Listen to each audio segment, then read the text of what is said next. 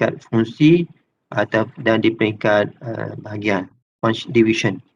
Fungsi mungkin banyak lah, di peringkat jabatan, di peringkat fungsi pemasaran, kewangan, R&D, operation dan lain-lain. Jadi manager pengurus tu kena pastikan kejayaan di peringkat yang lebih rendah untuk memastikan kejayaan di peringkat yang lebih besar, yang lebih tinggi. Okey. Jadi biasanya strategi ni dibentuk di peringkat yang lebih tinggi. Okey, peringkat yang lebih tinggi corporate level. Tapi pelaksanaan kita kena closely monitor the progress ataupun achievement at functional level dan juga divisional level, because it will affect the achievement at corporate level.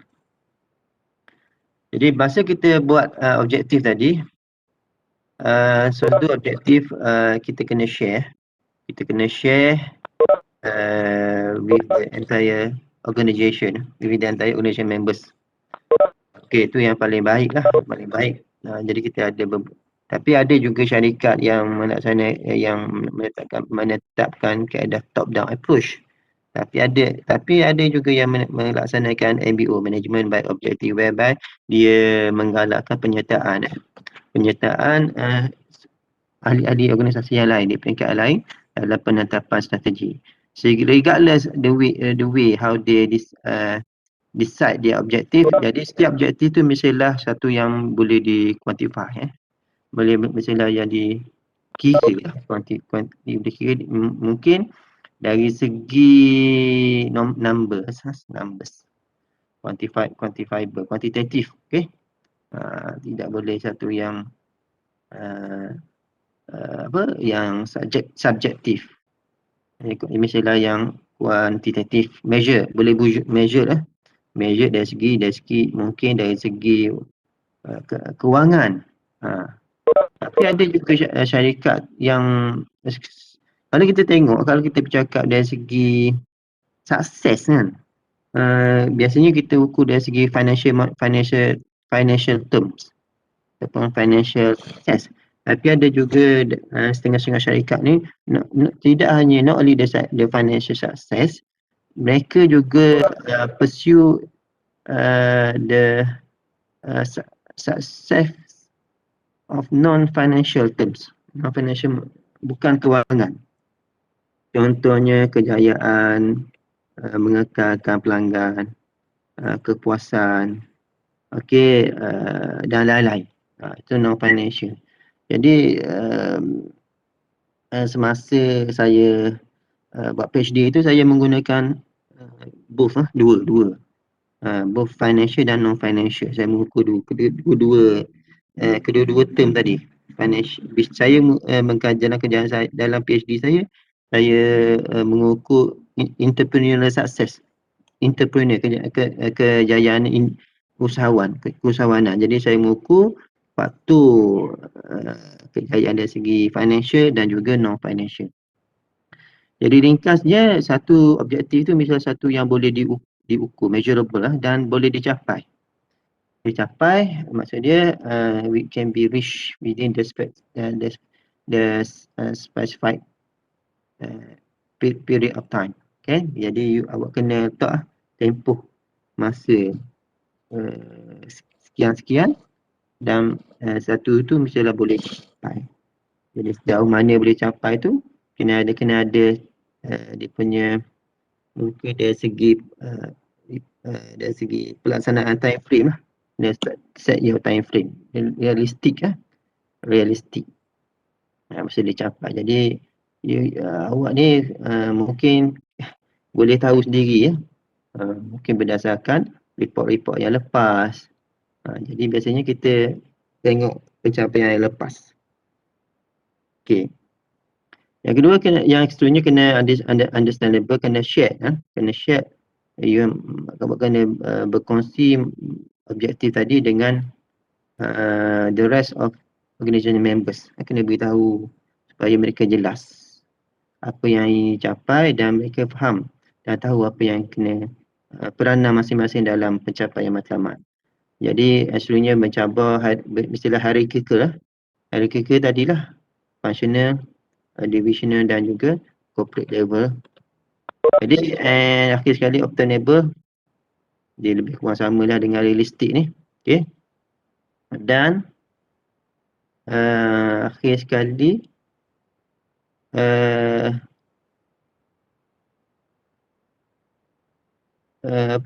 congruent. Jadi sama di congruent across departments. Okay. Congruent. Congruent ni kalau kita belajar matematik tu dia macam satu mempunyai falsafah yang hampir samalah. Congruent dari segi angle, dari segi matlamat, dari segi kaedah pencapaian mestilah hampir samalah. Mungkin kita set letak dari segi matlamat, dari segi financial terms. Kena semua guna financial term. Kalau kita guna dua-dua non financial, jadi mungkin setengah-setengah jabatan mungkin kita guna dua-dua, financial dan juga non financial. Okey, kenapa dia penting? Objektif ni penting. Kenapa penetapan objektif penting? Ini sebablah. Awak boleh baca sendiri ya. To provide direction, allow synergy. Allow synergy. Adik Adam. Adik.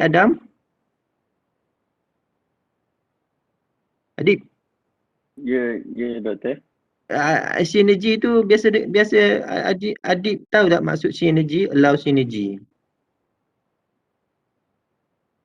Tak ada saya. Synergy ni biasanya kalau kita nak faham dengan mudah lah adik, kita biasa 1 campur 1 berapa adik? 2 kan? Ya, 2. 1 campur 1 2, 2 campur 2 4, betul tak? Betul. Okey, jadi kalau synergy ni kita gabung kekuatan di antara jabatan dalam organisasi, jadi 2 campur 2 jadi 5, 6, lebih pada 4. Boleh maksud dia ni? Boleh adik? Boleh doktor, boleh. Jadi kalau kita combine kita punya all resources, dia memberi hasil yang impact yang lebih baik. Itu allow synergy. Kalau kita buat objektif yang jelas lah, dan semua departments dalam organisasi itu dia faham, dia akan memberi kekuatan yang lebih, allow synergy, kekuatan.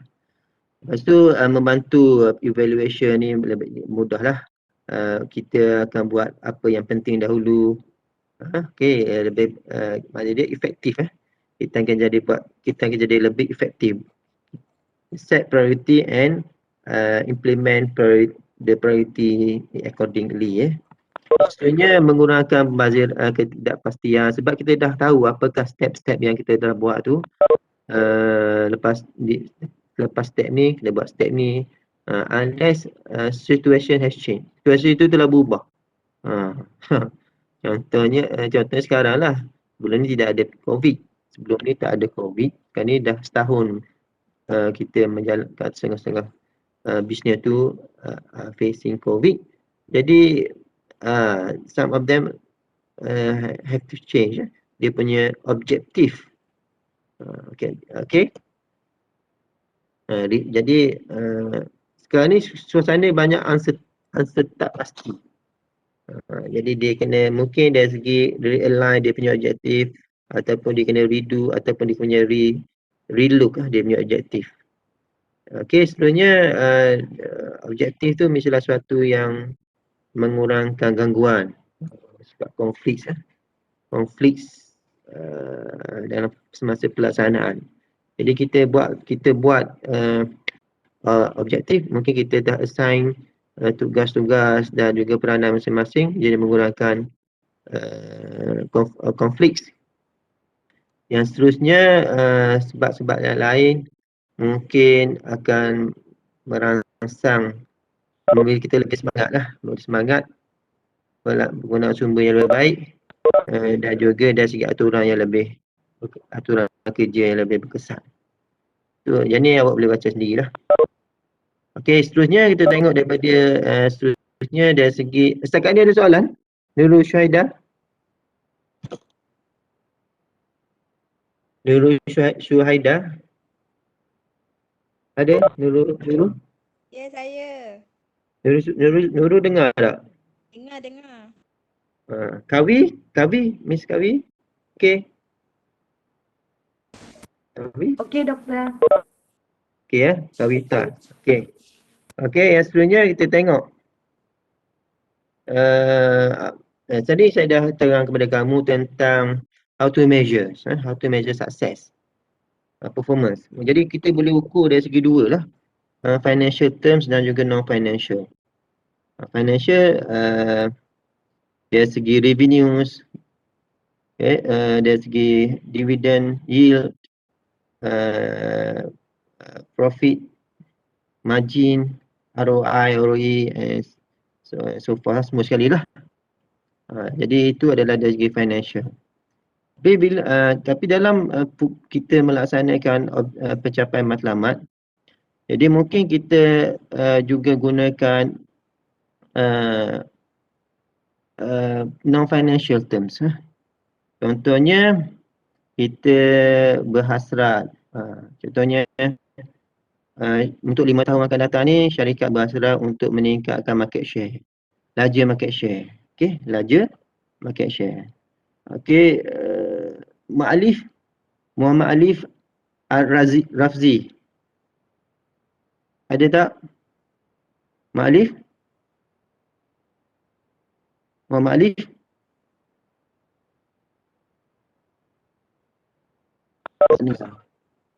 Wak Ashraf? Ada doktor. Wak Ashraf, apa yang Wak Ashraf faham tentang larger market share? Pasal pasaran dia yang dia penguasaan ekonomi dia tu. Macam orang tertumpu kat dia ke tak? Betul ke macam tu? Rasa benda ni dah terang minggu lepas tau. Sebenarnya dah terang lah. Jadi awak cakap apa ni? Market share ni? Yang lebih kepada menguasai pasaran. Menguasai larger market share, menguasai pasaran. Perluaskan pasaran dia. Share pasaran yang lebih besar lah contohnya kan. Contohnya macam mana tu? Contohnya macam Maidin lah. Dia nak bagi semua orang kawasan tu tertumpu tempat dia saja. Jadi macam ni lah, larger market share tu mungkin dalam satu industri tu, satu industri contohnya telekomunikasi, telekommunication industry kan. Kita ada player contoh dia Celcom, Maxis, U-Mobile, lepas tu apa lagi? TM, betul tak? Jadi daripada 100 tu Celcom control how much dia in term market share.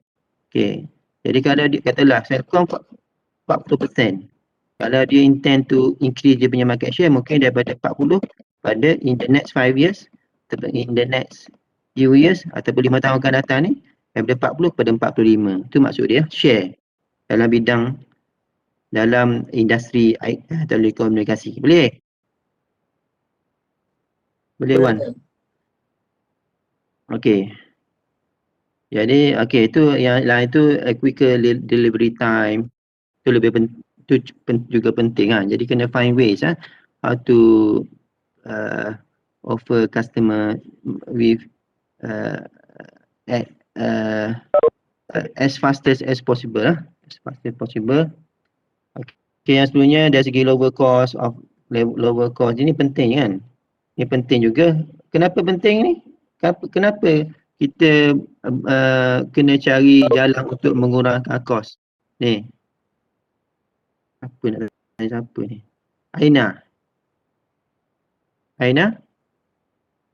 Aina Syukri. Aina Syukri.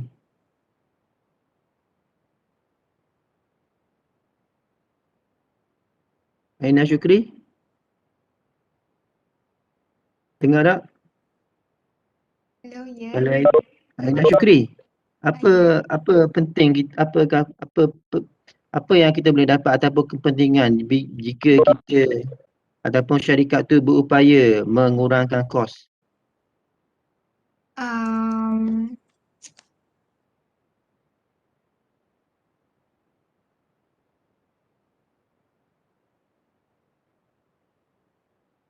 Aina?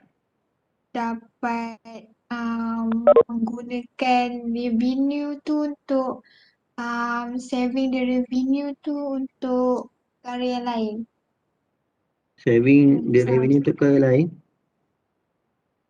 Jadi antara penting sekali mungkin kita boleh menjadi cost leadership lah. Cost leadership. Jadi cost leader. Kita boleh mengurangkan cost, jadi kita dah menjadi cost leaders. Pemimpin cost.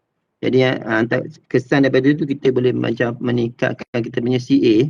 CA itu competitive advantage, kelebihan dalam persaingan. Sedap.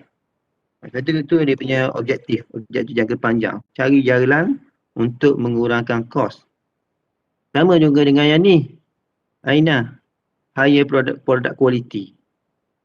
Betul Aina? Dapat meningkatkan profit. Kalau kita quality kita bagus, jadi customer akan attract. Will attract. Jadi produk yang berkualiti akan attract more customers. Okey, jadi bila produk yang bagus, jadi kita akan dapat meningkatkan kita punya competitive advantage sebab we are competing with others. Jadi bila kita are capable to produce product with high quality, so it will added values. It will add values daripada kita punya firma. Jadi kita akan lebih berdaya saing. Okey. Yang sebenarnya saya rasa awak boleh lah terang ni achieve technological leadership ni juga penting. Kalau kita boleh membuat semua kebanyakan daripada processing goods and services tu dalam menggunakan robotik teknologi, mungkin kita akan meningkatkan kualiti ataupun kurangkan kos. Okey, sebab kita just spend once untuk mungkin dari segi acquiring technology and then in the long run we can reap benefits by kita boleh dapat economy of scale. Okey, mencapai economy of scale. Okey, itu dari segi antara contoh-contoh lah strategi objektif yang boleh kita buat dan di samping banyak lagi lah bergantung kepada syarikat masing-masing. Okey. Okey, yang ni saya rasa awak boleh baca sendirilah. Okey. Dia ni yang penting Kita lebih penting. Okey. Kita nak tanya siapa sebelum kita mula. Fadil ada Fadil? Fadil? Ada. Ni type of strategy. Fadil ada business kan? Dia adalah bisnes yang sesuai dengan pelajar, betul tak? Jadi sekarang ni kalau kita tengok sekarang ni kebanyakan daripada kita are affected kan. Were affected by COVID, betul tak Fadil? Betul. Jadi kalau buat bisnes mungkin macam mana kita punya strategi mungkin sekarang ni Fadil, sesuai yang kita nak align dengan bisnes kita. Strategi macam mana tu? Masa COVID baru ni, masa PKP 2.0 baru ni, saya tengok strategi yang paling berkesan adalah kita buat COD lah.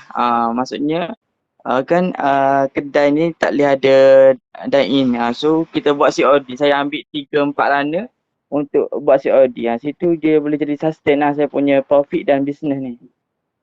Itu strategi saya. Kita mungkin dari segi tu kita boleh katakan kita boleh kategorikan dari segi mana kita COD tu kita boleh kita improve dari segi sudut mana tu? Dari segi servis lah maksudnya. Dari segi customer service, dari segi Betul. service, dari segi service not in term of product tak dari segi service provided to customer. Sedap. Kita make sure kita punya customer tu boleh easily reach kita punya produk. Okay? Betul. Daripada dia sebab dia tahu dia punya halangan tu, dia tak boleh keluar daripada rumah. Jadi kita kena pergi kat dia and offer dia servis tu. Strategi lain lagi ada? Strategi lain. Mana? Mungkin tu je lah awak buat lah. Itu approach yang dia buat lah. Itu approach yang dia buat. More Okay. kepada customer service lah. More increase dia punya customer satisfaction lah. Kita nak meningkatkan customer satisfaction by offering them with better customer service. Kita beli perkhidmatan yang lebih baik. Okay. Betul. Jadi untuk kelahi ni kita akan nak tengok kepada jenis-jenis strategi yang kita boleh gunakan dalam pelaksanaan syarikat dalam mencapai matlamat. Okey. Jadi strategi ni mungkin berbeza-beza. Mungkin one size not fit all. Okey, mungkin kita kena combine two or more strategies ataupun combination of strategies untuk pastikan kita boleh succeed in business. Okay, so kita baca tu. Most organizations simultaneously pursue a combination of two or more strategies. But a combination strategy can be exceptionally risky if carried too far. Jadi depending on the situation that we are yang kita facing, tapi mungkin setengah-setengah syarikat tu dia boleh guna one strategy, and mungkin the others mungkin dia kena implement dua ataupun lebih strategi, depends dia punya type of business ataupun keadaan syarikat tu. Okay, no organization can afford to pursue all the strategies, even that might benefit. Walaupun dia tahu, walaupun dia understand bahawa strategi tu baik, mungkin dia kena pilih the best strategy to do ataupun to pursue. Okay, and then they have to prioritize which is the best strategy in order to meet dia punya business objective. Okay, so what are the strategy that yang dia ada? Okay, ni ialah di antara strategi ni. Saya rasa kamu dah biasa lah dengan strategi ni. Okay, boleh Aida Mazlinda. Aida? Ada sama kita, Aida?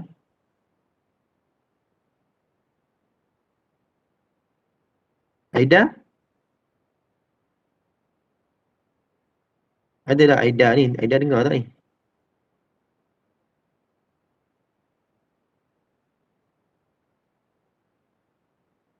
Ani Sofia? Ani Sofia lain ni. Ani Sofia. Anis. Kirtana? Kirtana. Ada sama kita tak Kirtana?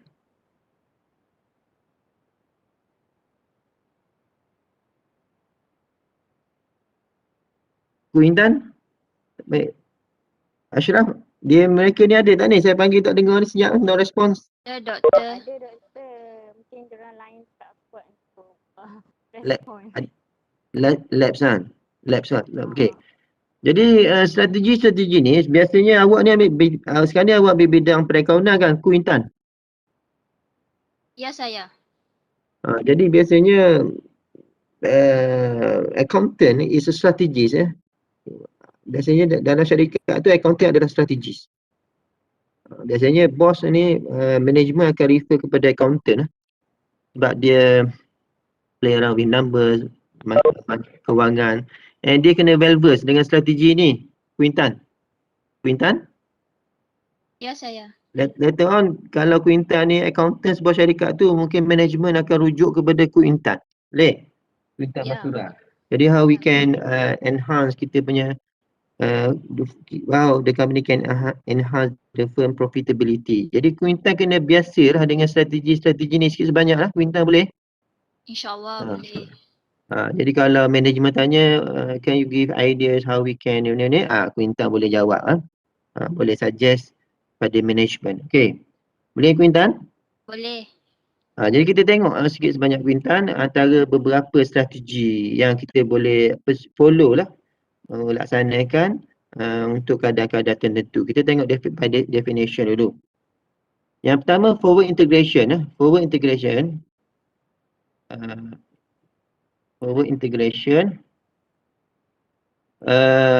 Maksud dia ni Quintan. Involve gaining ownership or increase control over distributor or sellers. Boleh Quintan? Boleh. So dia by definition adding new but related product or services. Ni bukan. Ni. Gaining ownership or increase control over distributors or retailers. Apa yang Quintan faham dari sini? Macam mana Quintan? Macam untuk satu benda tu kita yang macam kawal dia, kita yang leading. Gaining ownership or increase control over distributors or retailers. Contohnya kawal dia macam mana Quintan? Jelas kita apa nampak tu. Dia kata sini Amazon began rapid delivery services in some US cities. Jadi kita kurang nampak sikit. Kalau kat kita macam mana mungkin? Tempat kita. Contoh macam GNT. Contoh dia yang berusaha untuk jadi yang utama delivery barang. Macam orang mau guna khidmat dia. Okey. Kita buat macam ni Quintan. Nak cari contoh yang idea ni macam mana. Kalau kita ada bisnes ayam lah, contohnya kita KFC contoh Quintan. Biasa Quintan makan KFC tak? Makan. Suka tak? Quintan suka tak makan KFC? Dia suka McD? Suka dua-dua. Dua-dua. Jadi Quintan kalau buat bisnes ayam ni dekat large scale ni kualiti ayam tu penting lah. Dan sampai keberuntungan firm profitability. Jadi what does it mean by forward integration ni maksud dia dia kata gaining ownership or increase control over distributors. Dahulu kita guna distributor untuk kita contohnya mengedar satu barangan atau perkhidmatan. Boleh? Sekarang ni kita sendiri yang provide that services. Jadi kita ada outlet kita sendirilah. Outlet yang kita sendiri, syarikat kita punya sendiri ya. Jadi kita boleh maximize profit because kita yang control the activities. Distributors. Sebelum ni kita hire external third parties to do that to do activities. Boleh Quintan? Ya, boleh. So kalau tu yang forward, kita ke depan. Forward integration tu maksud dia integrasi ke hadapan. Okay, yang keduanya backward integration, seeking ownership or increase control of firm suppliers. Boleh Quintan? Maksudnya yang ini kita kita berundur ke belakang. Backward maknanya dahulu mungkin Quintan kita dapatkan ayam, kita dapatkan bekalan ayam, tak? Ya. Bekalan ayam ni daripada suppliers. So sekarang kita ada. Sekarang kita ada our own farm. Our own ladang ayam. Ladang ayam tu sendiri. Ladang yang sendiri, jadi kita boleh kontrol dari segi kualiti, dari segi supplies, dari segi apa-apalah. Sebab we have our own ladang ayam. Itu backward. Jadi kita nak rely pada siapa? Pengedar lah, daripada supplier. Daripada suppliers kan. Jadi kita ada yang lain, kita boleh kontrol dari segi kualiti, dari segi bekalan, banyak kelebihan lain-lain lah. Itu backward. Dan juga kita dari segi change tu, dari business change tu, dari segi rantaian tu kita kontrol semua sekali. Daripada Sekarang ni kalau kita buat dua-dua, daripada backward until forward. Seluruh rantaian pengedaran tu kita yang kawal. Okey, boleh kan? Jadi semua hasil tu masuk kepada syarikat lah kan, kita control. Kalau yang seterusnya, horizontal integration bermaksud seeking ownership or increase control over competitors. Ni macam mana pula ni? Muhammad Subki.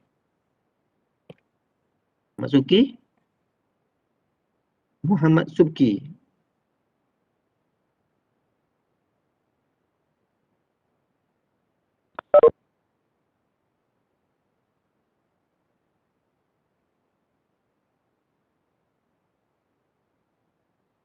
Muhammad Subki.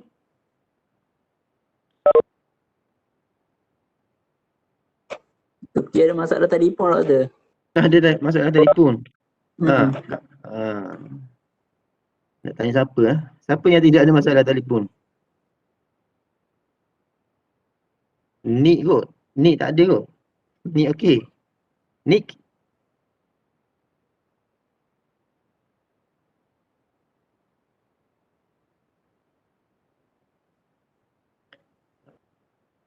Nick okey, Nick boleh jawab?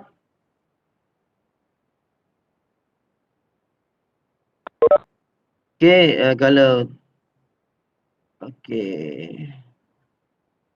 Jadi macam ni lah, kalau horizontal integration ni dia integrasi secara mendata. Jadi mungkin dia ada dalam perniagaan yang sama. Okey, dalam perniagaan yang sama, contohnya perniagaan bank, industri yang sama. Jadi bank itu dia acquire another banks. Jadi dia buat horizontal integration, seeking ownership or increase control over competitors. Jadi who are your competitors in that business? Jadi because maybe they want to shut down their business because they are longer dia punya mungkin anak syarikat is no longer profitable and they want to sell off dia punya part of company. Jadi awak acquire that company. Jadi you are practicing ataupun implementing horizontal integration. Boleh Ashraf? Boleh tak? Okay. Yang seterusnya market penetration. Market penetration seeking increase market share. For present product or services in present market through greater marketing effort, marketing activities. Okay.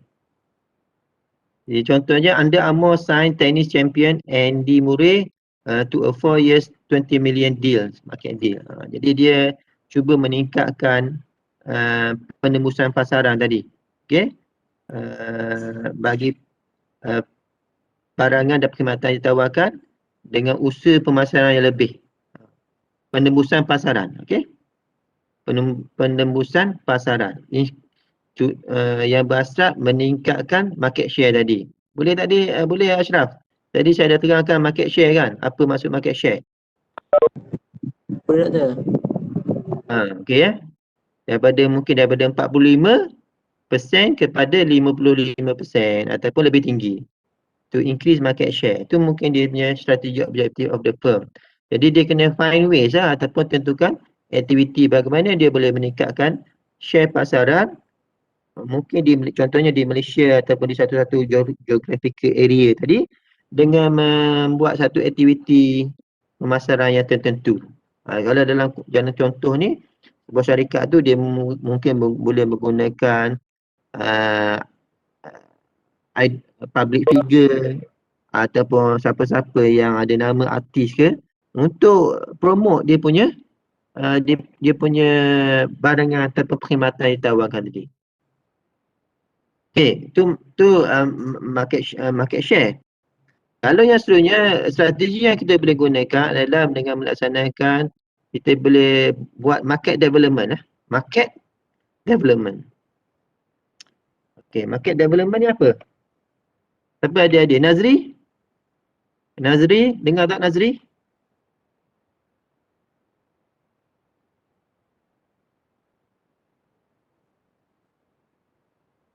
Nazri? Tak dengar.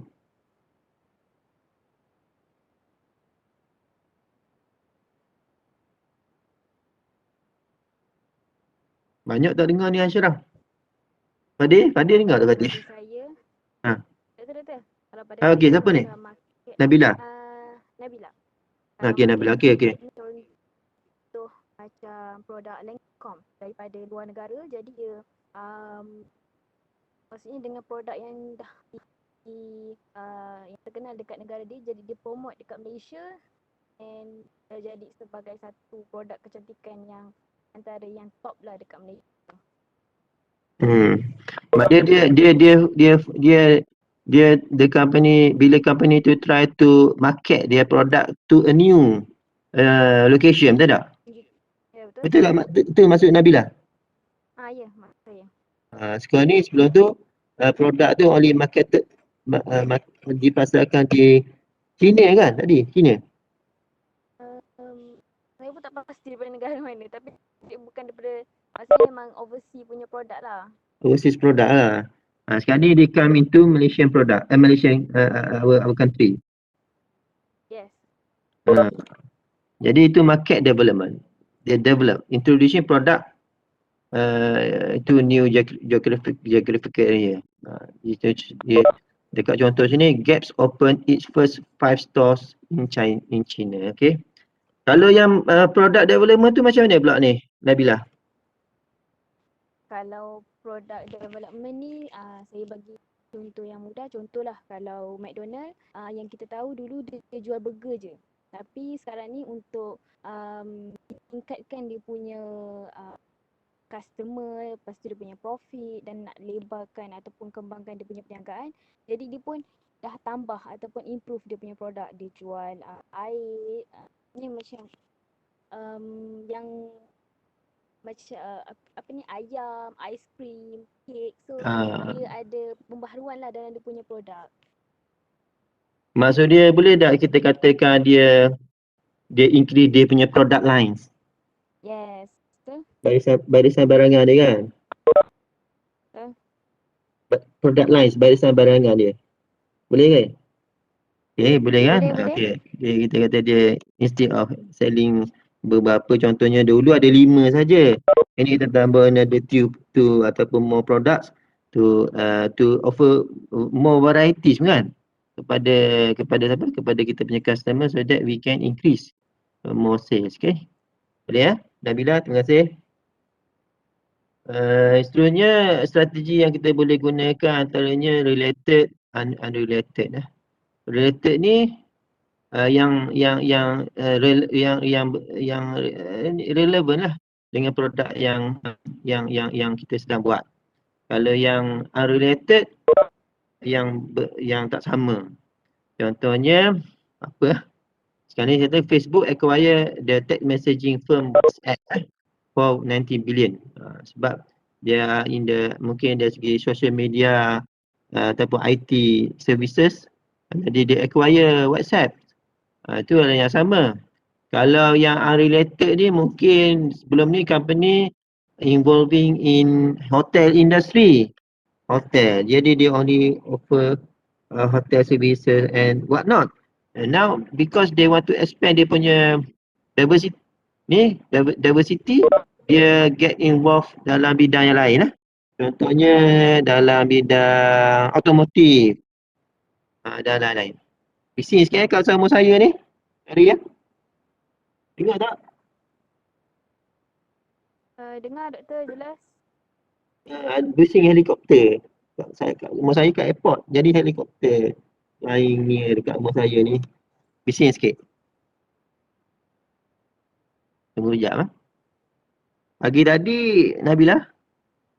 Nabila? Doktor tak dengar pun. Tak dengar. Pagi tadi jet fighter terbang atas kat rumah. Takut lah ni. Jet pejuang. Okay. Yang lepas tu yang antara strategi yang lain yang kita boleh guna Boleh nak tanya yang pasal apa beza antara related deviation dengan unrelated deviation dengan satu lagi dengan product development. Mana? Product development. Okay. Beza tiga tu, nak bezakan antara tiga tu. Kita tengok sini ya. Kita tengok dulu yang related. Kita nak identify. Kita mungkin kalau kita buat satu bisnes lah. Jadi biasanya entrepreneur ni dia very ambitious kan. Dia dapat duit, dia dapat banyak wang, dia intend to expand dia punya business to greater high lah. Jadi mungkin dia buat satu business yang sama. Buat yang sama. Kalau dia terlibat dengan industri hotel, mungkin sebelum ni dia buat industri yang sama, dari segi resort dia expand, dari industri yang sama. Tu yang related. Kalau yang non-related ataupun unrelated, dia adding dia punya produk ni. Kan? Dia punya produk. Kalau kita nak contohnya related diversification, kalau hotel, yang related dengan hotel apa? F&B mungkin. Food and beverages kan? Betul tak ni Ashraf? Hotel ataupun dia buat dalam bidang dari segi dia ada dari segi dobi ke, ataupun dia ada on dobi, dia ada dari segi yang related dengan hotel ni. Perlu kepada hotel, bila kita pergi hotel kita perlu apa dari segi transportation ke, boleh tak macam tu? Boleh doktor. Boleh tak? Yang macam kalau tempat tu besar dia buat macam train ke, dia macam buat jalan-jalan kawasan tempat tu, macam kawasan tu nature punya kawasan, macam contoh kat Sabah Sarawak macam tu kan. Okay, boleh tu. Tu kan, boleh kan? Kalau related tu lain lah. Sebelum ni kita terlibat dalam bidang, contohnya kita sekarang ni kita ada bisnes dalam bidang education. Lepas tu kita nak buat bisnes dalam bidang baru pula. Apa? Yang tidak berkaitan dengan education. Hotel. Contohnya dari segi education. Lepas tu kita buka company yang IT. Ataupun kita jual basikal. Ataupun jual motosikal. Tak berkait dengan education kan? Contohnya. Contoh nak suruh faham ni. Unrelated. Dulu kita involve dalam bidang education. Lepas tu kita berminat untuk menceburi bidang yang lain daripada education. Contohnya otomotif. Kuza ni, Uniza ni dia nak terlibat dalam bidang lain, otomotif. Itu unrelated. Berbalik pada yang ni, product development ni dia develop produk ni seperti yang diterang oleh Nabila tadi. Dia cari jalan lah untuk meningkatkan dia punya produk lain. Antaranya produk barisan barangan. Seperti yang Nabila cakap tadi, sebelum ni McDonald dia only focusing menjual burgers. Kalau kita burger lah, burger saja.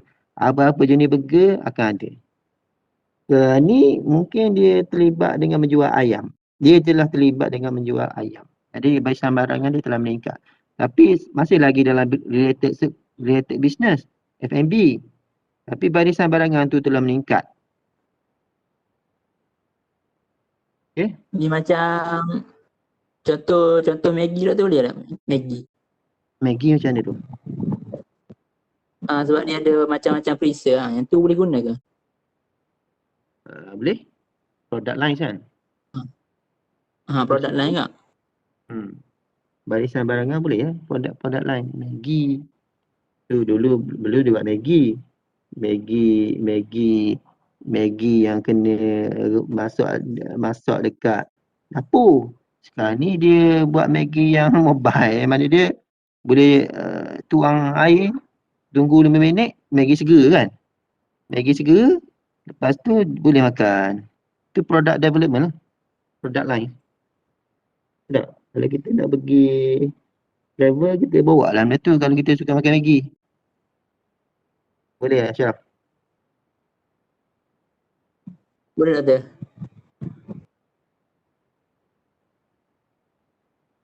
Jadi kita tambah ni, kalau kita tengok ni Ashraf, dekat definisi, seeking increase sales by improving present product, kita meningkatkan kualiti produk ataupun perkhidmatan ataupun kita develop new products, new ones. Kita develop new produk baru. Produk yang baru, tak apalah apa-apa saja yang baru. Produk baru. Nah ni lah kita tengok.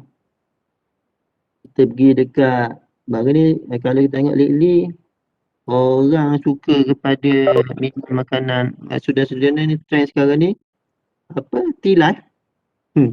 Tea life kan? Ashraf, tea life biasa Ashraf.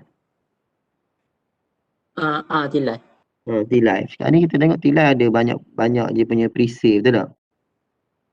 Ada berapa puluh perisai.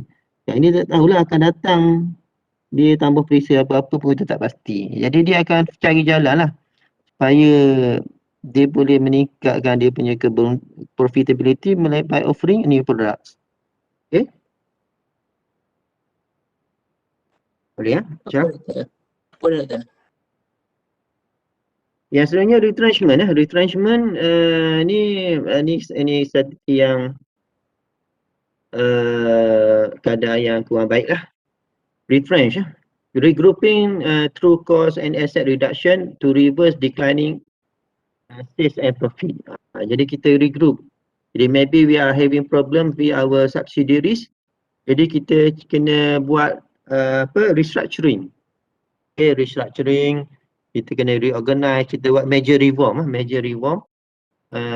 Dengan kita cari jalan untuk mengurangkan cost retrenchment. Antaranya kita cut bilangan pekerja, kita slash number of workers, kita kurangkan job overlap, redundancy supaya profit back to normal. Kita boleh reduce loss, kita boleh reduce loss even though we can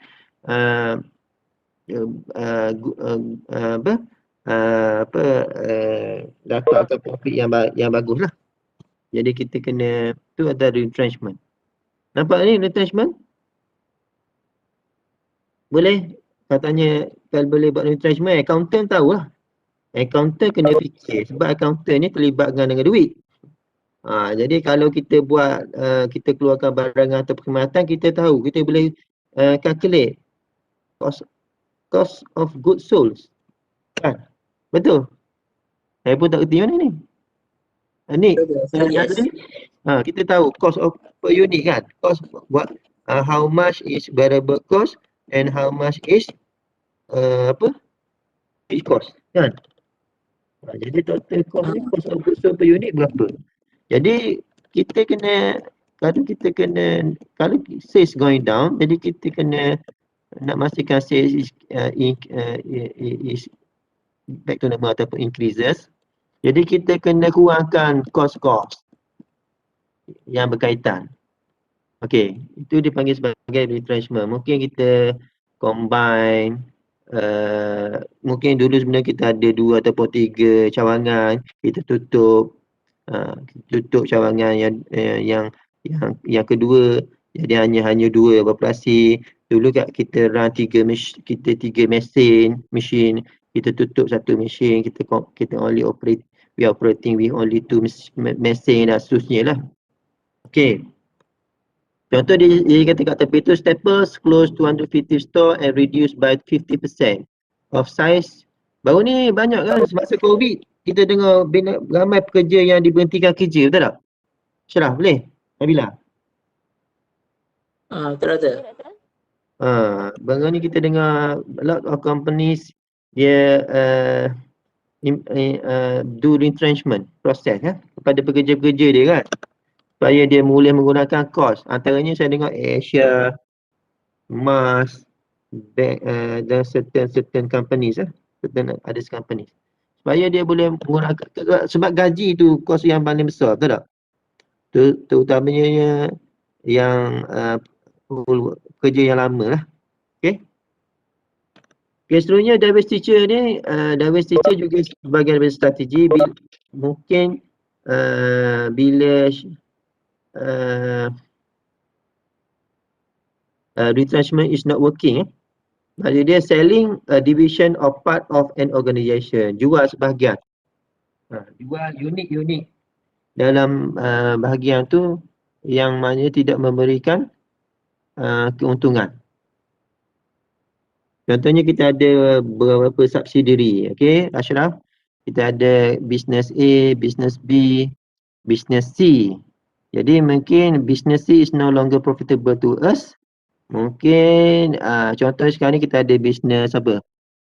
Business dari segi ni perkhidmatan, accommodation. Jadi kita ada perkhidmatan dari segi transportation. Yang kita ada perkhidmatan dari segi F&B, food and beverages. Jadi sebenarnya sebab sekarang ni kurang pelanggan, customer datang kepada kita punya premise, mungkin kita kena kurangkan dari segi, mungkin dari segi transportation, kita sell off kita punya division tu kepada siapa-siapa yang berminat lah.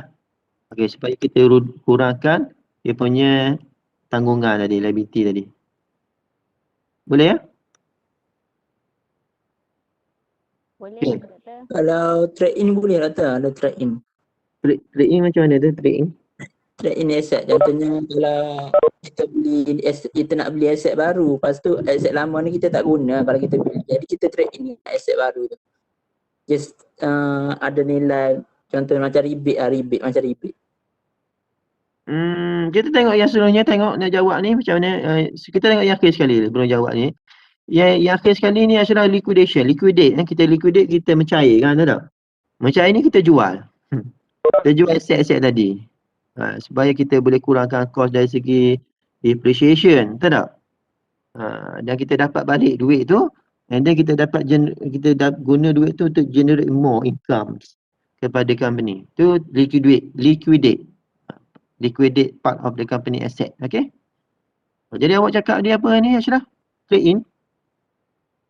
Trade in. Trade in ni bila kita nak beli satu barang yang baru, jadi kita jual barang lama. Itu yang saya faham trade in kan? Ya doktor.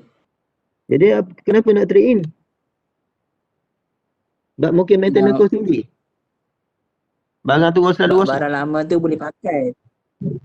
Cuma dia selalu rosak macam mana, lepas tu kita boleh tukar. Tu masuk Sebab dalam jumpa strategi yang dia. lebih bagus.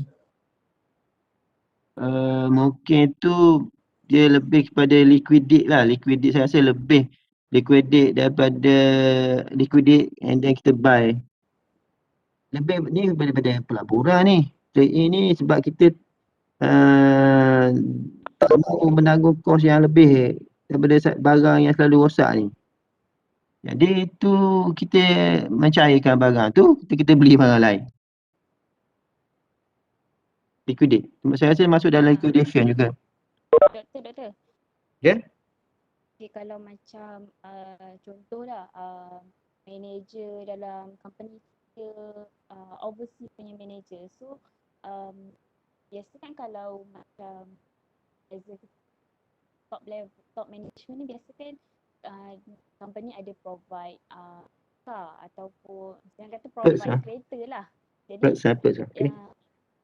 maksudnya contohnya sekarang ni manager tu dia adalah orang overseas. Jadi bila berlakunya pandemik, jadi terpaksa kurangkan kos ataupun mana expenditure lah untuk sustain the business. Jadi kalau macam isu company tu dia trade in kan kereta manager tersebut kepada kereta yang lebih murah. Yelah, sebab kalau trade in kan macam kita tukar barang dan dapatkan barang yang lebih murah lah daripada barang asal. So, kalau gitu boleh dikatakan liquidation tak? Liquidation lah kan? Kan? Dia kata sini by definition selling of a company asset in part ataupun parts for tangible worth. Okay? Ataupun ni termasuk dalam, kalau kita tengok yang lain tu not relevant tu tak? Jadi kita tengok the best study adalah study to reduce expenses kan? Sini lebih kepada strategi untuk reduce expenses yang awak cakap tadi kan? Kita kurangkan kos-kos. Nak jual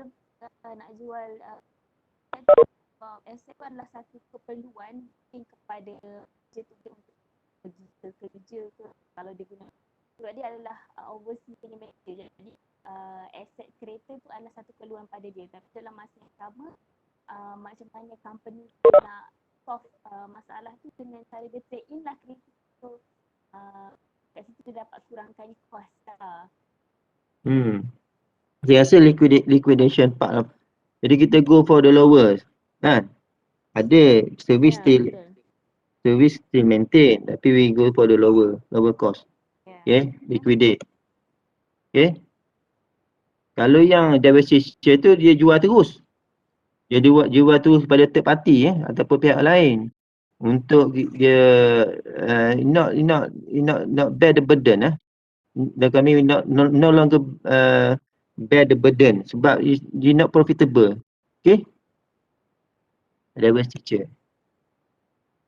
Okay, boleh saya rasa okey kan.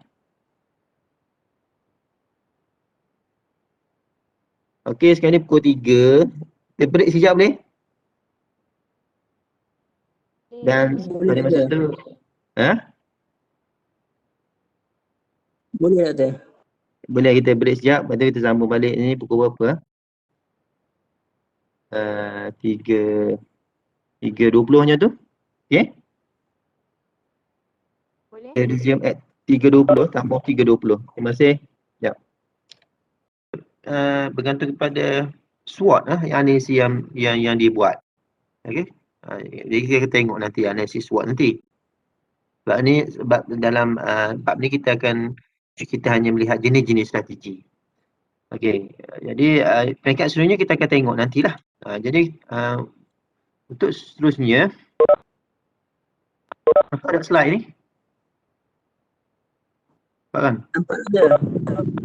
Jadi ini ada di antara siapa yang bertanggungjawab bagi setiap strategi. Okey. Jadi apa yang membezakan dalam slide ni, dia want to show us tentang company with different size. Small company and large company. Jadi saya rasa awak boleh tengok sendirilah.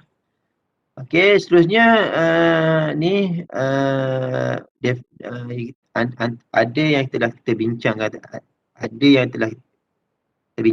dan memang kita bincang tadi pun, dan bila masa kita nak gunakan strategi ni diterangkan di sini. Okey. Contohnya forward integration. Saya dah terang tadi kan. Forward integration saya terang contoh KFC, backward integration saya terang tentang KFC tadi. Jadi dari segi when to implement, jadi dinyatakan sini when nombor 2 ni bila present distributor are expensive. Mungkin present distributor expensive, jadi mungkin maksud dia kita kena bayar lebih pada mereka tu. Ataupun bila kita guna distributor tu, dia will increase dia punya final product price, harga barang.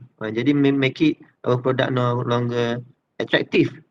Okay, jadi bila dia tidak atraktif, mungkin dari segi inilah competitive advantage akan berkurangan kalau kita employ third party untuk sell kita punya barangan. Okay, menyebabkan kita tidak ada growth, kita tidak ada growth dalam pasaran. Okay, jadi kita kalau benda macam tu berlaku, jadi kita kena cari jalan lah. Sebab bila kita buat bisnes, kita nak ada growth, ada business growth. Jadi kita kena cari jalan ataupun cara ataupun apa saja supaya kita punya berlaku peningkatan pada barangan yang kita keluarkan tadi. Maka mungkin kaedah yang boleh kita buat adalah melaksanakan strategi ke depan. Strategi ke depan ataupun ke belakang. Macam ni. Okay. Ke belakang, seperti tengok sini, nampak tak? When present supplier have high profit margins. Nampak tak situ dia terangkan situ? No visa. Nampak tak no visa? No visa. No faiza. No visa, boleh nampak tak slide? Tak nampak, tak dengar.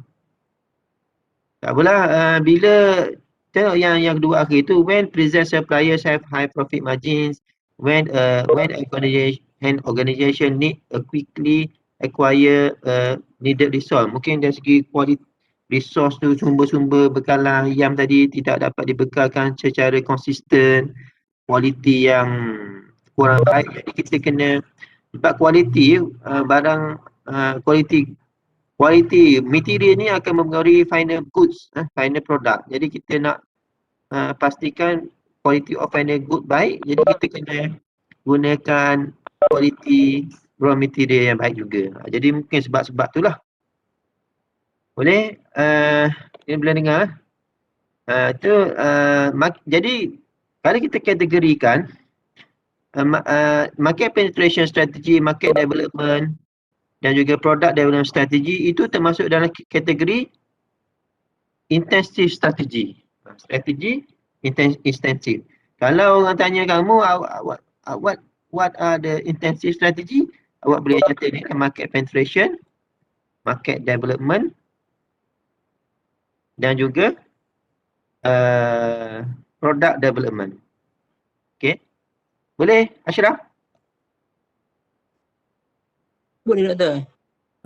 Intensive strategi tu apa? Strategi yang merangkumi strategi apa?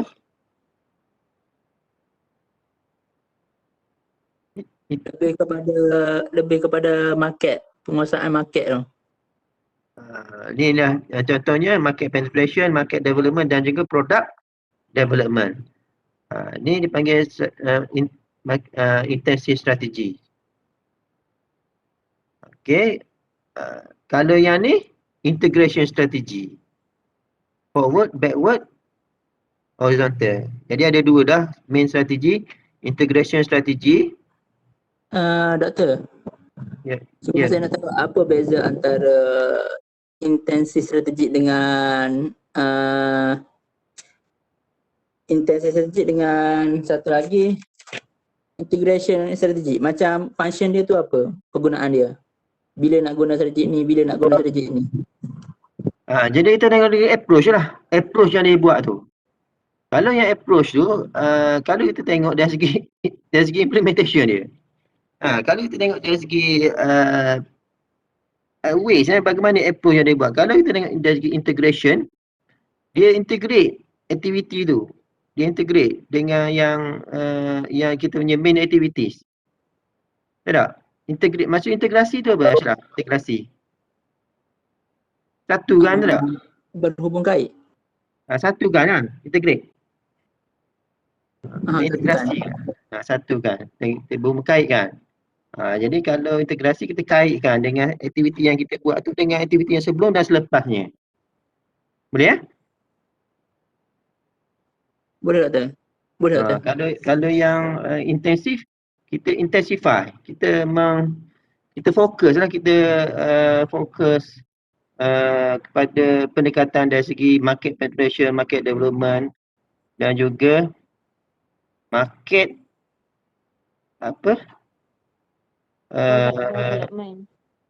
product development. Okay. Okay, tu okey kan? Bagi setakat ni. Lepas tu yang ni dari segi market, bila nak guna market growth ni, saya rasa awak pun boleh faham lah. Boleh baca sendiri. Market penetration when current market are not saturated with particular product or services. Bila we notice that we are still able to market new products. Jadi kita market more products in the current market, jadi kita boleh ke market penetration. Jadi supaya dia punya usage rate increases. Okay, supaya share pasaran pun akan meningkat. Sama dengan yang ni, market development. Market development ni kita nak cari lebih pasaran ataupun kita nak fokus kepada new market, untapped market. Okay, new market. Doktor. Ya. Yang market penetration ni, kalau kita buat untuk sistem dropship boleh ke? Ada contoh kita guna sistem dropship. Blockchain tu macam mana ni?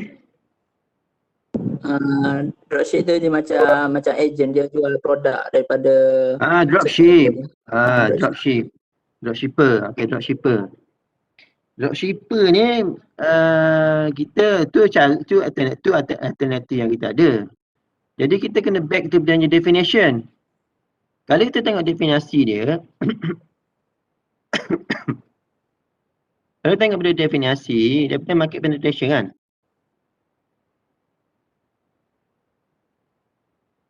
Market penetration ni, dia increase market share for present products or services in the present market. Jadi tak kira lah kita nak guna apa pun, kita supaya jalan kes ni dia menggunakan, dia sign dengan syarikat ni Under Armour ni, UA ni, dia menggunakan idola apa ni, Andy Murray, tennis player ni kan, icon betul tak? Untuk sebab dia kata artis ke ataupun sportsman ke, dia ada followers. Jadi bila Andy Murray ni dia pakai baju Under Armour ni, jadi secara pengikut dia ataupun follower dia akan beli lah barang Under Armour ni. Jadi dia secara tidak langsung dia akan meningkatkan jualan market share Under Armour bagi kawasan yang dibuat bagi kawasan tersebut. Jadi kalau awak kata tadi nak guna dropshipper ke siapa-siapa ataupun whatever tu approach tu boleh.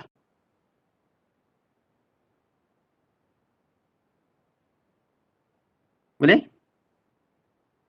Ni approach apa-apa saja approach. Dia under yang market penetration tu. Market penetration. Kita ataupun kita employ, kita assign more distributor. Boleh kan? Kita cari jalan yang lebih mudah. Kita gunakan media sosial platform. Boleh? Kan? Kenapa dia tak boleh jadi forward integration atau macam dropshipper tu, kenapa dia tak jadi forward integration? Sebab dia pun boleh jadi under distributor juga. Forward integration? Kalau forward kita gain control. Kalau kita dropshipper ni siapa yang dapat untung? Yang company besar tu yang bos kita yang suruh tu. Kalau backward forward ni kita syarikat kita. Kalau kita guna dropshipper tu dapat untung tak? Kita dapat untung apa-apa, cuma kita dapat meningkatkan dari segi market. Kan? Market penetration only kan? Betul tak? Itu pahaman saya lah konsep ni, konsep dropshipper tu bukan kita punya part of the company. Tu orang lain, third party kan? Dropshipper. Macam kita punya agent. Betul, sebab dia suruh promosi je kan? Promosi. Okay ya. Yang lain, okay kan? Product development ni, itulah. Knowing that product has its own life cycle kan? Product ada life cycle tak ni Nazri? Nazri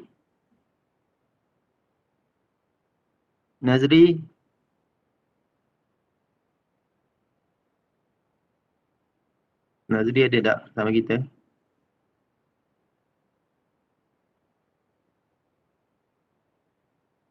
Nazri?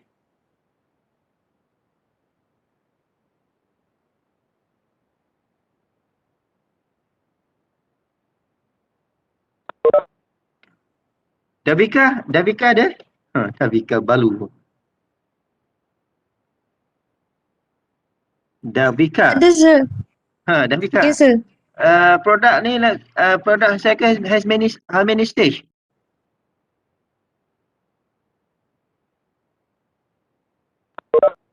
Tahu sir? Produk life cycle dia ada berapa stage produk ni Davika?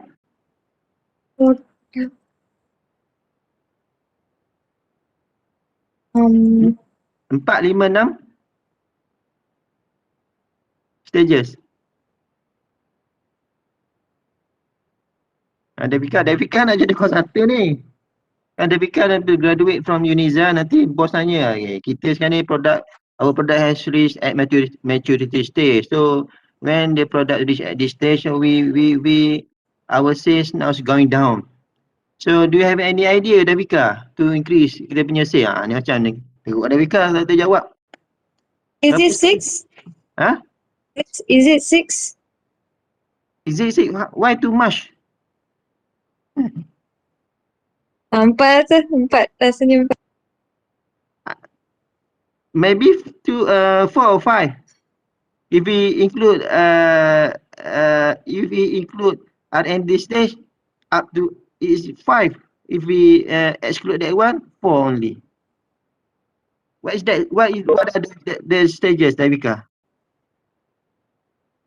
Introduction. Next, after introduction, what is the next stage, Devika? Planning. No. Yang pertama introduction stage. Yang kedua growth stage. Kan? Devika, do you remember that one? Lepas tu decline maturity stage and then declining. Betul Devika? 4. Oh yeah, remember. Remember? Yes. So how many stages? 4. 4.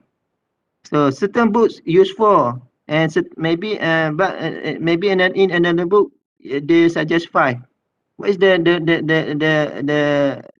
another one? R&D. R&D. Okay. R&D. Yeah. Okay, Devika, each stage we need to use different kind of strategy. Betul tak Devika? Setuju tak? Setuju? In term of marketing, in term of pricing, kan? Marketing pricing lah. In term of promotion and what not. Boleh Devika? Yes. Kalau your product has reached maturity stage, so maybe in term of marketing, what kind of strategy that you will employ? Maturity.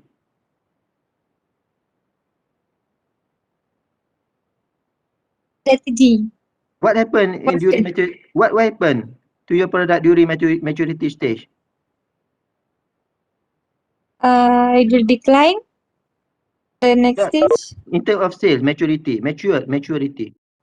Your sales is still going It's going up. Yes, going up, it will reach to your sales a going up or going maximum. down? It will reach to the maximum point and then it will go down. So in terms of pricing, promotion,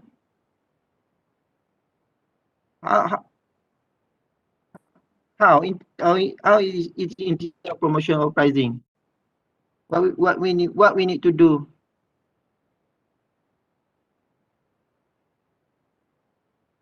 Come again, sir, what we need to do?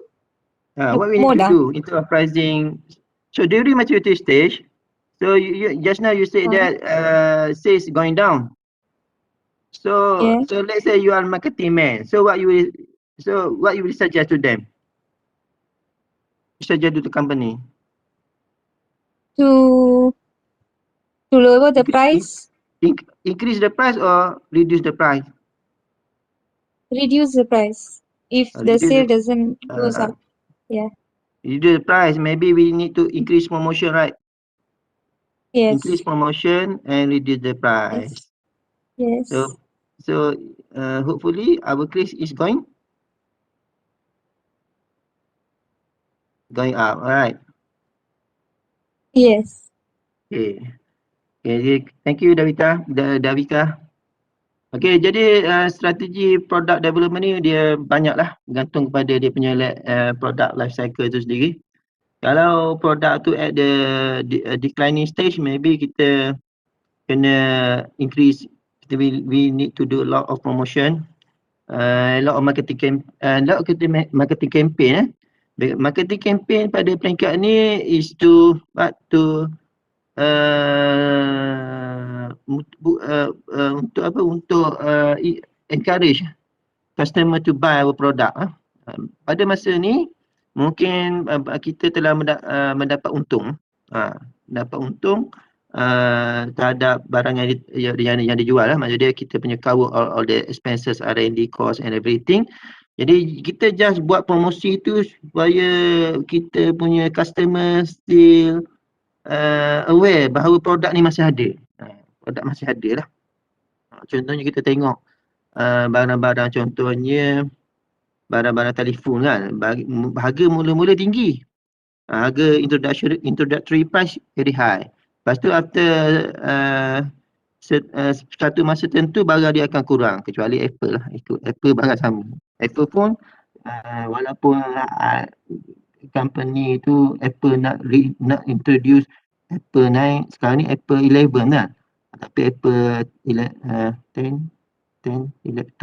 Apple 12, Apple 11 masih lagi hampir sama. Kalau barang Samsung dia sikit lah. Tapi nak beritahunya kaedah-kaedah promosi tu berbeza-beza mengikut life cycle. Sebab bila peringkat maturity dan declining stage ni, mungkin kalau kita jual barang, mungkin barang yang barang daripada pesaing kita yang try to imitate and offer the same product and be the same quality also exist in the market. Then that's why kita kena kurangkan kita punya dari segi harga. Tapi kalau kita introduction, harga tak boleh kurang sebab kita belum cover lagi dari segi cost, R&D cost lah yang sangat tinggi lah bagi barangan ataupun perkhidmatan yang kita tawarkan. Okay, itu product development. When tu seterusnya dia cakap sini, when major competitors. Ya. Yang ada yang satu benda yang saya tengok tu, yang laptop yang jenis gaming punya, introduction produk dia mula-mula dia letak dengan harga low price. Introductory price dia letak dengan low price, maksudnya performa laptop pun macam kurang sikit lah. Lepas tu masa dia going up tu, masa tu lah ditambah dengan pelatih baru, yang maintainer baru, jadi harga jadi going up. Yang tu dia bergantung kepada pasaran tu. Macam mana Doktor? Sebab tadi awak beritahu dia add with more features kan. I don't see bahawa dia harga tu meningkat sebab lain, sebab dia add more features. Quality barang tu, betul tak? Mula-mula harga rendah. Harga rendah dengan quality ni. Tapi when the company add more features, of course harga akan meningkat sebab quality meningkat. Quality barang. Senang kata dia mula-mula tu dia dapatkan customer dulu. Ataupun dia nak track more customer but dia new dalam industri itu. Betul. Ataupun bila dah ada nama establish, dia akan meningkat lah kan. Biasalah kan. Ataupun mungkin pada masa dia buat promotion kot. Buat Ashraf. Betul. Betul tak? Mungkin kot. Masa tu you promotion lah. Ada tengok promotion, memang yang guna promotion ke? Tak boleh kata promotion. Jarang berlaku harga mula-mula rendah, lepas tu naik balik. Biasanya harga yang mula-mula sekali tinggi. Lepas tu harga going down. Jarang harga ni. Okey, betul Ashraf? Boleh Ashraf? Boleh Doktor. Keempat dah ni kita ni. Banyak subjek ni kena baca sikit. Sebab subjek ni penting lah. Awak ni sebagai accountant nanti awak kena use a lot. Use a lot kena tahu benda ni. Okay. Bos tanya macam mana nak buat accountant. Kalau accountant tak boleh jawab, malu lah. Boleh. Ni kita share, kita stress kat bahagian ni. Company kita ada macam ni, macam mana nak buat. Awak tak boleh. Awak diam malu Yunis. Boleh Okey, yang seterusnya kita dah tengok ni related, lepas tu related lagi defensive. Okey, defensive liquidation lepas ni dah buat kan. Okey. Okey. Setakat ni ada soalan sebelum kita proceed pada yang ni?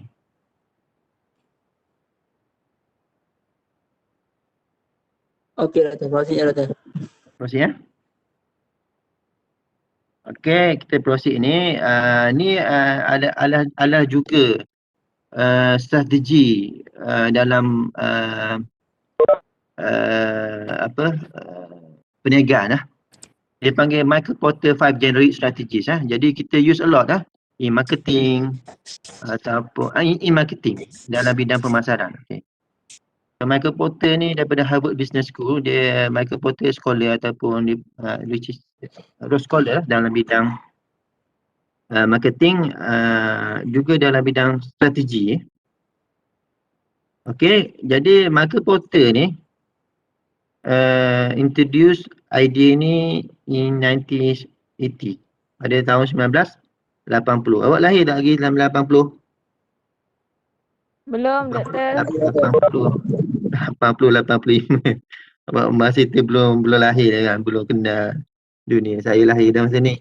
Okay, 80 ni saya sekolah rendah. Okay. Okay, jadi according to Michael Porter, jadi what kind of strategy apakah strategi yang kita boleh guna to increase kita punya competitive advantage ya? Saya terangkan secara teruslah. Jadi Michael Porter mencadangkan syarikat ni boleh memberi fokus lah kepada salah satu daripada strategi berikut. Okay. Kita ignore dulu lah ini, kita ignore. Kita ignore. Boleh Ashraf? Ni Fadil, kita ignore yang dia punya table ni. Dia punya diagram ni. Kita ignore. Okay. Kan? Kita ignore. Kita pergi pada strategi. Jadi according to Michael Porter, company can use either these three. Okay. Sama ada 3 ataupun 2 ataupun mana-mana lah. Yang pertama, cost leadership. Cost leadership strategy which emphasize producing product at very low unit cost. Very low per unit cost for customer who are very price sensitive. Okay, price sensitive. Jadi contohnya ni yang kenapa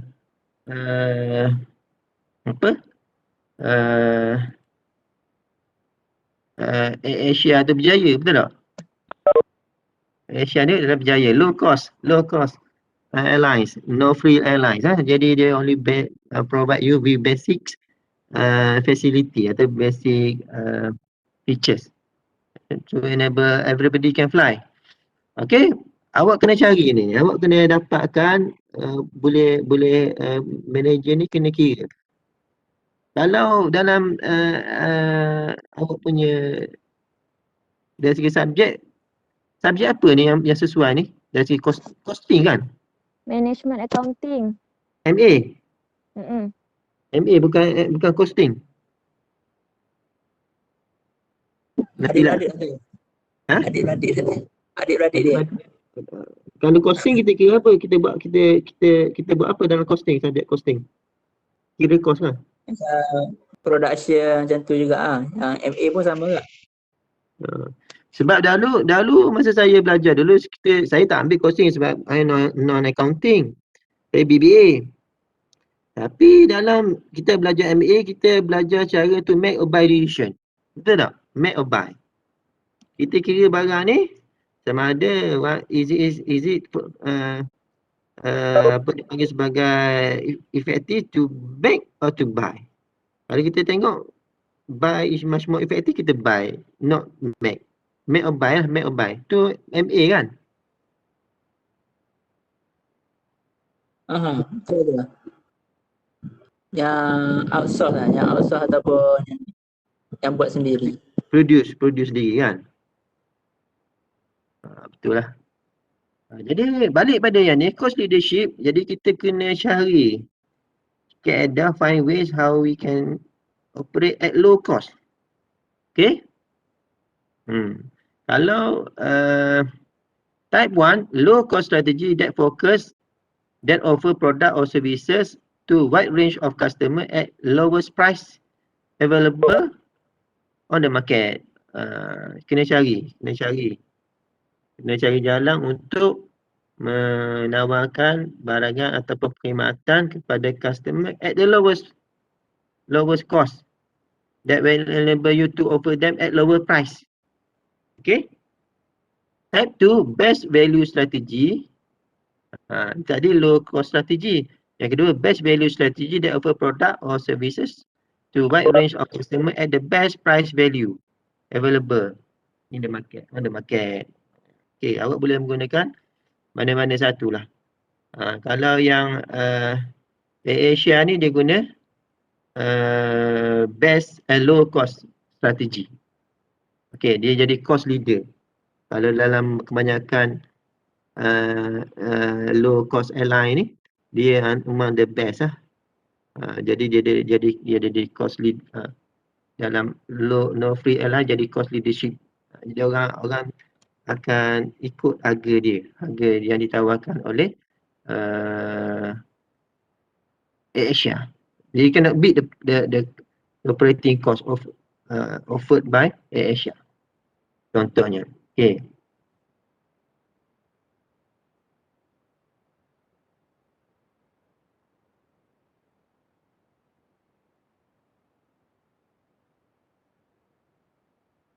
Okey, yang kedua dari segi differentiation strategy. Differentiation strategy is a strategy aimed at producing product and services considered unique and directed at consumer who are relatively price insensitive. Strategi pembezaan. Okay, strategi pembezaan. Jadi if awak nak berjaya, awak kena bezakan diri awak ni dengan orang lain, dengan barangan lain, dengan company yang menawarkan barangan yang industri yang sama, tapi bagaimana you differentiate yourself? So strategi pembezaan. Menggunakan dari segi kaedah pembezaan.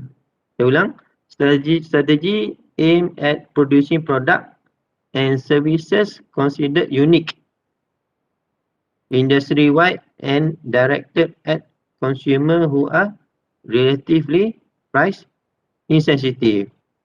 Dia pelanggan tu tak sensitif kepada harga.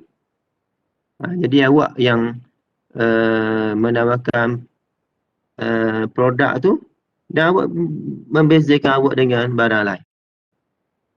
Contohnya apa? Contohnya apa ni? Boleh bagi contoh tak? Kereta Pro 2 dengan kereta Proton. Kereta Pro 2 boleh jugalah kan. Jadi you offer high end quality, okay? High end products high end products. Jadi kalau kita dalam bidang hotel, kita ada banyak hotel lah, banyak rate banyak level hotel. First 3 star, 4 star, 5 star kan. Boleh? Itu contohlah. Boleh kan? Boleh nampak kalau kita buat hotel industri kan? Differentiation. Boleh kata. If you pay more, you dapat better services. Okay. Yang ni pun dah ada low cost. Low cost for type 4 low cost strategy that offer product or services to a niche group of customer at lowest price available on the market. Best value focus strategy that offer product or services to small range of customer at best price value available on the market. Okay. Jadi kalau dalam ikut strategi Michael Porter ni, strategi ni digunakan untuk mencapai competitive advantage ni, cost leadership dan juga differentiation strategy untuk mencapai kelebihan dalam persaingan. Jadi awak ni kalau awak run a company, run business, jadi macam mana untuk mencapai CA, awak kena sama ada fokus pada yang ni, cost, ataupun ni, membezakan awak ni dengan pesaing dalam industri itu dari segi kualiti yang ditawarkan. kualiti perkhidmatan ataupun barangan yang ditawarkan. Jadi you can succeed. Okay? Ada soalan yang ni? Doktor. Ya. Berdasarkan teori ni, apa yang saya faham, dia macam fokus kepada income person tu. Macam type 1 dengan type 2 ni yang largest tu, yang largest punya part tu dia fokus kepada lower income dengan middle income. Yang small tu lebih kepada high income. Boleh ke saya kalau saya kata macam tu? Kalau kita tengok sini, kita tengok ni lah. Untuk kita tengok sini, kalau yang betul lah macam Aisyah cakap ni, kalau yang type 1, type 2 ni lebih pada low income. Kalau yang differentiation ni, yang type 4, type 5 ni kepada dia bukan nak kata high income, dia fokus beri tumpuan. Yang ni differentiation ni, ni high income mungkin. Kalau kita contohnya daripada kita terlibat dalam hotel industri, jadi kalau kita only terlibat dalam hotel 5 star and more star, jadi kita ni mungkin high income. Ataupun kita boleh terlibat, kita differentiate mungkin dari segi servis, ataupun dari segi apa-apa perkhidmatan yang boleh attract customer kita. Tidak mestinya kita fokus pada high end quality, ataupun mungkin kita differentiate kita punya dari segi servis, better customer service. Jadi kita boleh juga berjaya.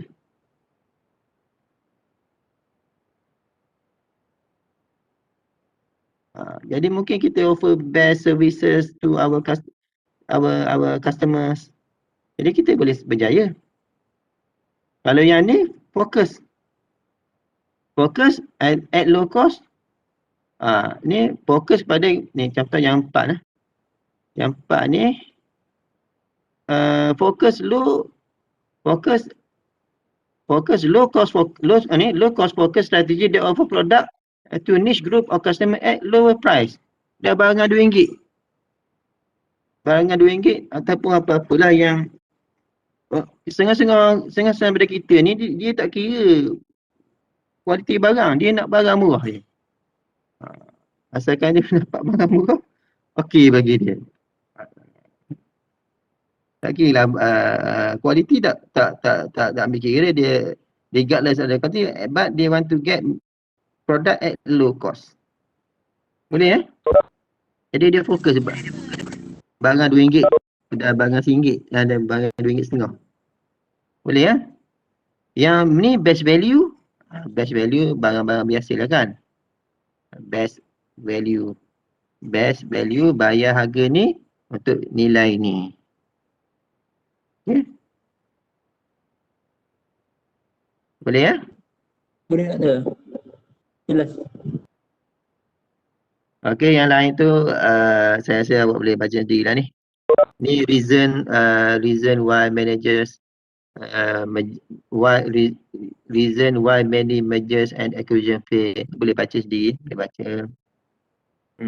Ni pun baca sendiri. Okeylah. Habis dah slide kita hari ni. Okay, ada apa soalan lain? 4 lah. Ni ada the last 3 slide ni saya minta awak baca. Dan kalau tak faham boleh tanya lah. Ni boleh fikir sendiri ni. Kalau awak ni saya rasa awak boleh buat analogi sendiri. Doktor. Ya. Kenapa dalam market dia jarang orang nak jadi pemula untuk satu benda. Macam first mover. Pemula macam mana tu Ashraf? Macam pengeluar. Dia macam pencipta. Jarang nak jadi. Tu saya cakap. Jarang orang nak jadi. Tapi kalau dah jadi, dia boleh jadi kaya lah. Minggu depan saya dah terang kan. Pada kamu, kenapa Jack Ma tu dia sangat successful. Jack Ma tahu Alibaba kan. Jadi dia kata, Kenapa dia berjaya? Sebab dia first entry in the market. Dia first enter in the market. By the time orang fikir, dia dah buat. Boleh Syarah? Boleh doktor? By the time orang fikir, orang baru fikir nak buat apa lah, saya nak jual apa ni. Jack Ma dah jual benda tu. Dia dah market benda tu, jadi bila dia first enter in the market, dia grab lucrative, dia pasaran yang besar lah, jadi dia dapat lah benda tu. Jadi kalau awak nak jadi, awak ni kata tak dijarang dan pemula, dia awak kena buat lah jadi initiator. Bila awak jadi initiator, you first offer, of course lah susah. Sebab barang tiru ni barang yang lebih mudah nak tiru. Sebab ada sampel. Kalau awak yang first enter in the market, awak akan dapat reap the benefit out of it lah. Orang tak ada. Kenapa perniagaan yang belum buat? Awak buat. Tapi kena study lah, kena buat market research, market survey. Kan? Tapi doktor dia macam yang pengalaman hak saya hak orang kaya hak atas hak. Dia macam khabar mula-mula kena hina dulu, kena gitu lah khabar saya mula-mula. Dia kena mental ke ada tu. Yang tu biasa tu kan. Kena hina. Tapi nak beritahunya sini kita kena must be the first. Enter, kalau we fail pun itu adalah risk. Lepas tu kita belajar risk, kita kena calculated risk. Kan? Ada risiko, bisnes of course buat yang conducting business has its own risk. Kena ada risk yang kita boleh kira. Ada risk yang tidak boleh kira, tapi apa-apa pun kena berani dare to fail. Orang kata tu, orang nak cakap macam-macam lah kan. Okay, ada soalan lain? Yang ni kita belajar tentang strategi ya, strategi. Okey, boleh Azma Najmi ada soalan Azma. Bukan Azma. Ada soalan Azma?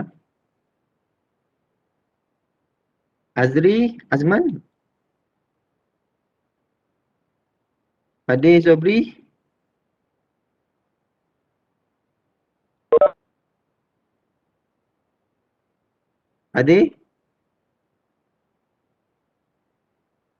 Fadil tak ada. Ya doktor, saya jelas dah doktor. Jelas dah. Fazlina Sahlin. Fazlina Salihin. Okey. Okey. Ada soalan Fazlina? Okey semua. Tak ada. Apa yang kita belajar ni Fazlina? Terang sikit.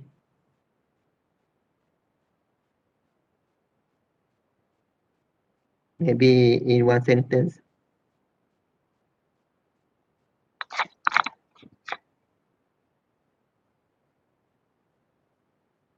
Fazlina? Ni Fazlina, kita belajar apa ni Fazlina? Ni saya tunjuk Fazlina. Nampak tak saya tunjuk ni? Strategi. Ada berapa? Strategi integration. Lepas tu ada intensif. Betul kan? Dia ingat dia sub-strategi. Lepas tu ada yang diversification. Okey, boleh Fazlina? Boleh. Lepas tu ada yang Michael Porter tadi. Michael Porter. Ni. Tu kena ingat. Fazlina? Fazlina ingat benda tu dan boleh explain little bit yang dia punya sub strategi tu is quite good lah untuk kelas hari ni. Boleh Fazlina? Boleh doktor. And then yang lain tu kena get through, kena baca balik, kena baca buku teks Jadi saya akan bagi exercise saya akan mungkin jawab dalam klip untuk baki ni. Bukan sekarang lah, nantilah. Boleh kelas? Dan buat hantar.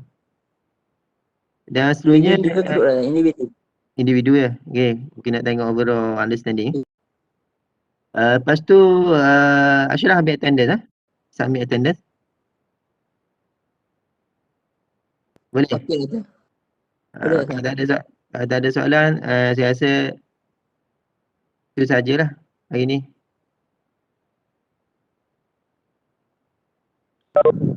Terima kasih doktor. Assalamualaikum.